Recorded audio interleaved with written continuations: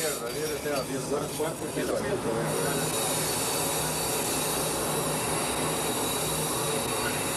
À esquerda lá. Aí lá atrás que estão batendo?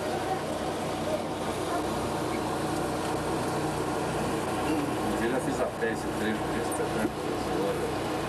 espaço. E no meio da lá tem às vezes aquelas casinhas, né? Aquela senhora batendo roupa, assim, a senhora batendo roupa. Isso que tem que filmar, parar, intercalar, close, né? Doutor, fala, vim aqui já. Tá. Mesmo tempinho Brasília. Agora o viaduto Carvalho é interessante pegar de cima, assim, ele dá a sensação da mundo acompanhando.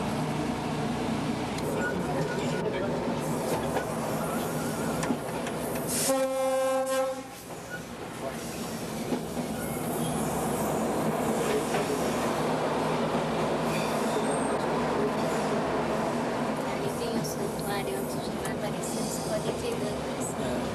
Tá filmando tudo. Depois nós fazemos uma seleção das melhores trechos.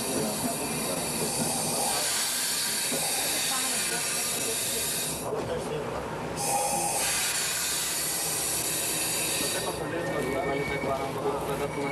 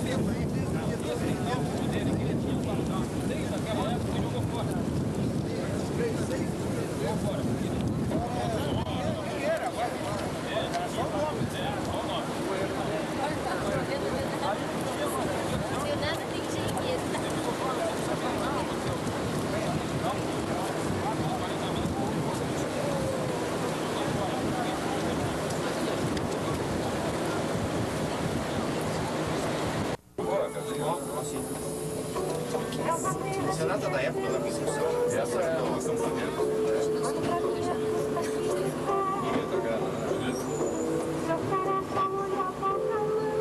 E as telhas são originais, são assim, né? E agora estão pretas. Primeiro em dezembro, janeiro, fevereiro. Casa cheia. Vamos fazer o próximo, tá?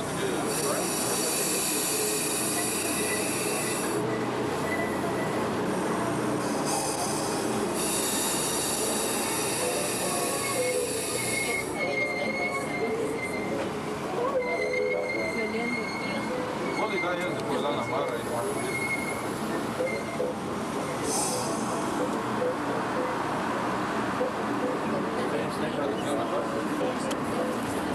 Chá de fenda que eu vou fazer parcelagem, que eu vou falar ali, quando ele vai com a chá de fenda para dar de roda e vai parcelar. Atolar lá. Você dá um efeito assim. É bom. Então desse aqui. Pode também, né? Pode bem. Só um pedaço aí, que isso aqui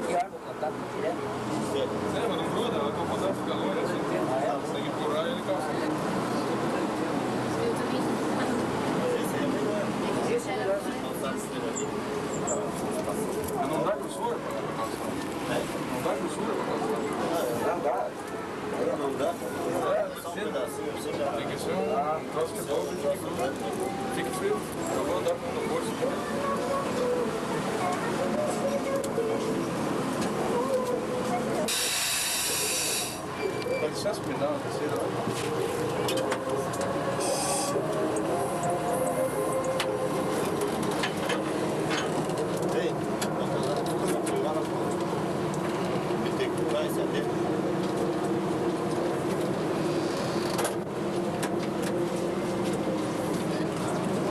Como é que foi aí a serra?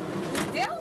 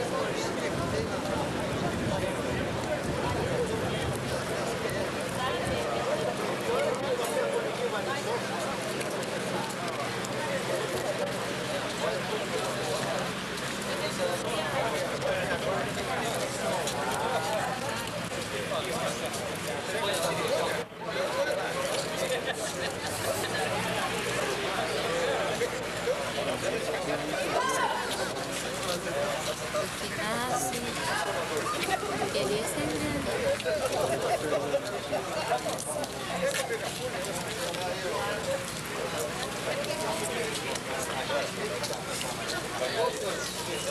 Chegar lá que nós vamos iniciar. Mais uma vez, a Comissão do Centenário da Estrada de Ferro do Paraná faz reviver um evento centenário da construção desta maravilhosa ferrovia. A importância deste ato não só representa mais um ato comemorativo inserido no calendário das comemorações do centenário da nossa ferrovia, mas também pela importância do registro histórico desta obra nos seus próximos 100 anos. Temos a certeza que até o seu 200º aniversário ela ainda estará prestando relevantes serviços ao Paraná e ao Brasil. O registro histórico se transforma num importante fator na equação das realizações do presente e do futuro. A Comissão do Centenário achou por bem escolher esta estação de Marumbi, situada ao sopé da mais significativa montanha do Paraná, para fixar uma placa comemorativa do centenário da Ponte São João, a fim de que maior número de pessoas possam seguidamente ter acesso à informação histórica.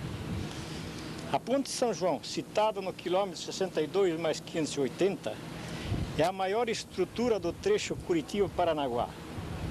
Foi fabricada na Bélgica, onde a construtora da estrada, Dille Bacalan, tinha um estabelecimento metalúrgico. Em janeiro de 1884, o pessoal da via permanente já estava com as pontas do trilho a se confundirem com a grande quantidade de peças de ponte e presenciavam o nascimento da gigantesca obra, cujas pernas começavam a se sobrepujar a vegetação ainda intransponível do intransponível Vale de São João.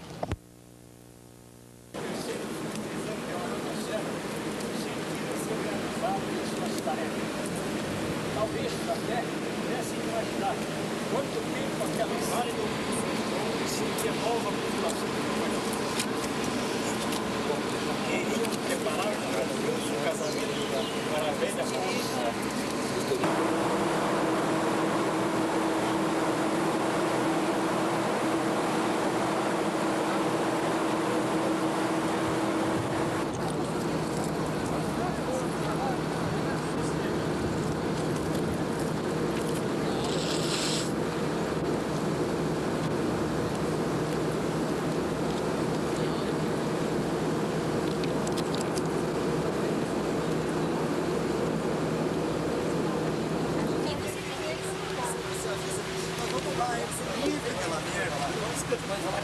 Eu vi placa lá embaixo, quer ver uma coisa? Já lá embaixo descreveu com toda a perfeição. O que se pode dizer é algum ato, algum fato, vamos dizer, pitoresco, ou mesmo da época, que essa obra foi feita, o reforço, na época da guerra, onde as dificuldades eram imensas, não se encontrava nem equipamento nem material. Então nós tivemos que substituir os grandes equipamentos que seriam necessários aqui por engenho. Né?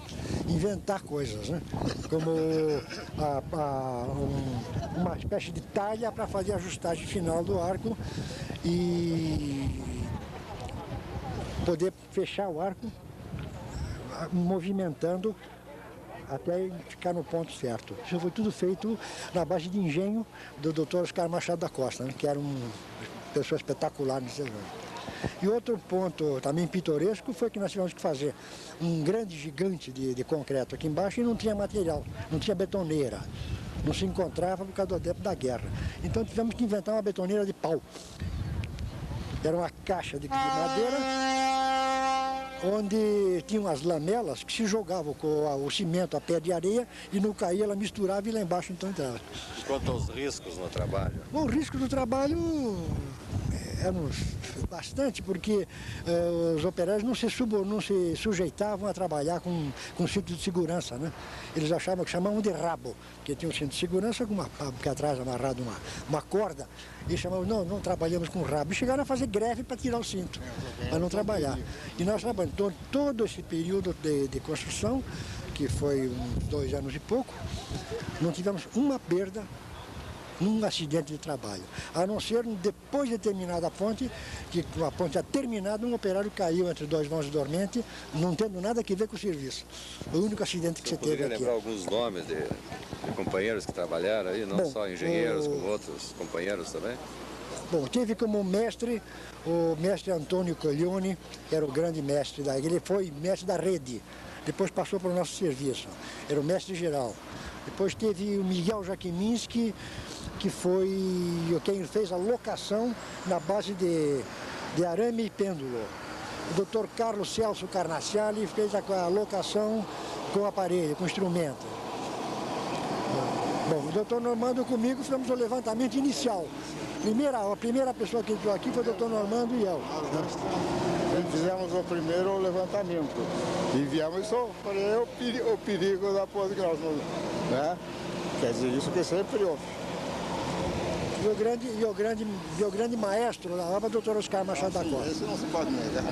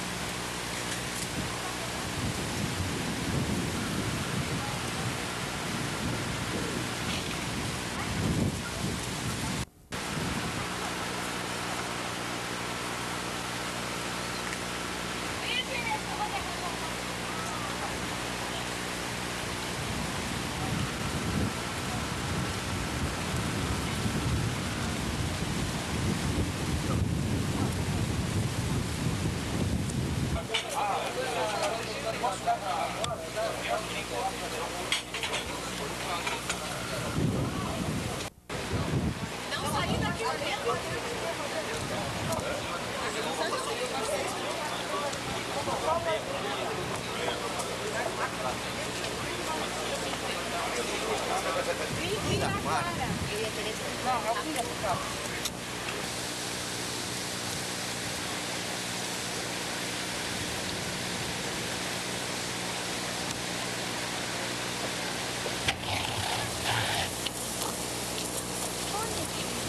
Ai, olha só um vinho.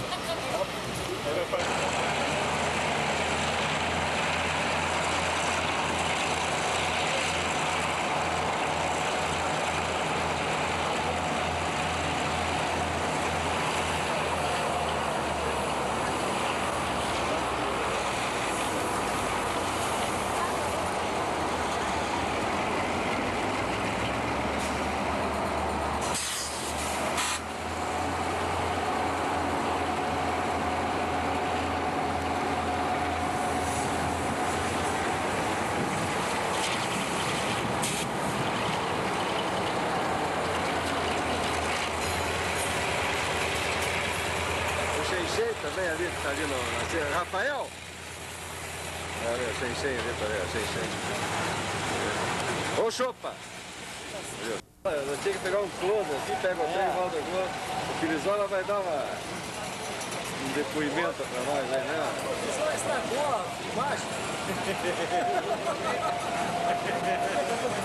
Aí, lá eu queria. Junho de 1984, estamos aqui na Casa Ipiranga, no tempo de Teixeira Soares, entrevistando um companheiro nosso, Dr. Filizola, a quem eu peço inicialmente dar o seu nome por completo. José Filizola. O senhor trabalhou aqui no trecho, exatamente em que ponto? Bom, eu trabalhei na Machado da Costa durante todo esse tempo, mas na retaguarda. O meu trabalho era de oficinas, onde se fabricou a grande maioria dos reforços e aqui, com referência à Ponte São João, todo o equipamento usado.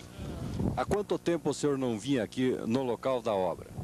Eu acho que desde o tempo da obra. E qual a sua emoção? Não tem palavras para dizer, não? O que houve de modificação, o que houve agora há pouco ouvimos subir um trem aí com dezenas de vagões puxado por 4 locomotivas, quando devia passar uma locomotiva Maria Fumaça com 3 vagõezinhos pendurados. Né? E em que ano foi a época que o senhor trabalhou aqui? 43, 42, que foi o tempo da construção da ponte. Mas eu tomei conhecimento com a Ponte São João lá pelos idos de 38, 37, pela aí não posso precisar. Foi quando se fez o levantamento da ponte, porque a rede não possuía nenhum desenho da estrutura. Qual assim, um aspecto pitoresco, algum lance que tenha ocorrido na época do reforço da ponte, que o senhor ia, inclusive, a se referir com relação a Machado da Costa? Bom, em primeiro lugar, lance pitoresco durante o levantamento. Eu era um estudante, fazendo aqui naquele tempo chamava-se estudante, hoje chama-se estagiário. Então, eu fui encarregado, de conjunto com o meu colega Normando, fazer o levantamento da ponte. Quando nós chegamos aqui na ponte, que olhamos aquele monstro, aquela altura, passamos o dia inteiro chorando, para depois no dia seguinte começar a trabalhar. O primeiro dia foi só choro. Durante a construção, um fato interessante que eu posso citar, que o meu trabalho na ponte foi apenas o de projeto e execução em oficinas do equipamento usado. Porque na época que se construiu esse reforço, estávamos em guerra e qualquer equipamento, material, de uma dificuldade tremenda. Então teria que se usar, em vez de dinheiro, a massa cinzenta. Então procurou-se fazer uma série de adaptações para poder executar, chegar a bom termo da obra. E esses equipamentos,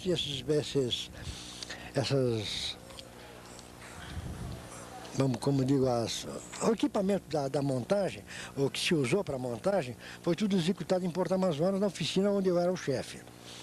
Bom, eu, como funcionário da oficina, vinha poucas vezes à obra. E quando tinha uma festinha assim, eu era convidado, né? A tomar parte E como fato interessante, em uma ocasião que Dr. Machado convidou para vir ver os descendentes do velho Teixeira Soares, responsável pela estrada, não pela construção, pelo investimento. Aliás, o velho Teixeira Soares, quando diziam que era dele, o projeto ele negava, né? Era o investimento que era dele. Ele era um homem que tinha mais crédito no exterior do que o próprio Brasil. Quando era um negócio de Messias Teixeira Soares, saía direto, né? E vieram os netos do Teixeira Soares ver a obra do reforço. E nesse dia, então, houve um fato interessante que eu, como funcionário da oficina, fui convidado, né? Era convidado no negócio. E tinha um operário que trabalhava na obra, que de volta e meia em oficina ia brincar comigo, dizendo que lá era uma moleza, que lá não tinha chuva, lá quando se precisava levantar um peso tinha ponte rolante e tudo mais. E eu fazia lembrar ele que antes dele vir para cá, trabalhar em cima de andaime, eu já trabalhei na ponte pendurado que nem macaco, né? Que tinha horas que a gente tinha que usar as duas mãos para medir, então tinha que se segurar com o rabo. Mas quando o senhor chegava no local da obra, aí na Ponte São João, o trem fazia uma parada tranquila para a descida? Como é que era? Não, que parada tranquila. O trem cortava a marcha e a gente pulava. E se não pulasse na ponte, ia pular na estação mais próxima e tinha que subir a pé. Bom, então esse dia dessa visita, esse operário estava ali, quando estava tudo pronto para começar a demonstração, o Dr. Machado chamou o engenheiro residente, que era o Moleta, disse: Moleta, pode começar o show. Chamava-se show, essa demonstração. Aí esse operário me olha, assim, meio com ar de desafio, e diz: vamos, doutor. Para trepar lá em cima, né? Eu, queimado no bico, fui. Enquanto eu tinha ferro para segurar, tudo bem, né? Quando chegou lá em cima, no último lance, ele levantou a perna e subiu, né? Eu, quando eu levantei minha perna muito mais curta que a dele, não deu, né? Tive que fazer uma flexão, chegar lá assim e me subir. Parei, me segurei no montante, né? Olhei para ele, ele me olhou assim, fez um sinal assim: vem. E eu tinha na minha frente, assim, a 70 metros de altura, uma viga de 30 centímetros de largura para atravessar 8 metros. Eu, para não passar vergonha, me agachei para passar de 4, né? Aí ele fez assim: não, de pé. Aí eu tive que me concentrar, né? Chamar tudo, atravessei. Quando cheguei do lado de lá, ele vira para mim assim: doutor, não vale 500 mais por dia? Eles ganhavam 5 cruzeiros por dia, 5 mil reais por dia, era o salário do operário mais bem pago. E ele então pleiteou um aumento de 500 reais. E para isso tudo ele me levou lá naquela linha final para pleitear 500 reais de aumento. Eu digo: vai ganhar 1.